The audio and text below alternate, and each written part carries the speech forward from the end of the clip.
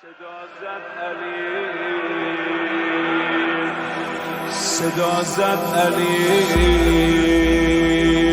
که بیرون برن بمونن کنارم بنی فاطمه، فقط این میون کسی که باید با اینها بمونه علم دارمه. اول فضل من علم دار من، توان سپاه حسین و حسن. بیا مهجوی کنارم بشی، بده جان بابا یه قولی به من. یه قول به بابات بده، از بچگی اینو براش تکرار کرده. بذار دستتو تو دست حسین، همه هستی توست هست حسین.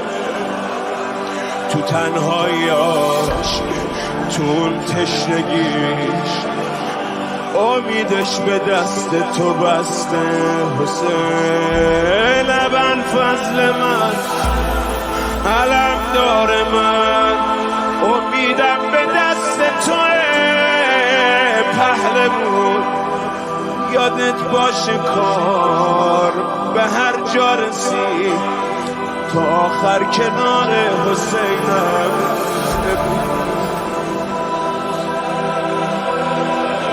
اول فضل من علم دار من، نذاری به عشق جسارت کنم، نذاری یه وقت تا تو زنده ای همین کوفیا خیمه غارت کنم. اول فضل من علم دار من، یادت باشه آبروی توه، یادت باشه که خود فاطمه تو لحظه ها روبروی توه. قربانین داشت میشنیدی حرفا رو میزد علی. حسینم بدون تو اون خاک و خون، تو آتیش به قلب خدا میزنی. یه روزی میاد غریب غریب توی خاک و خون دست و پا میزنی. بگو دختران مهیا بشن که کعبه از دشمنان میخورن.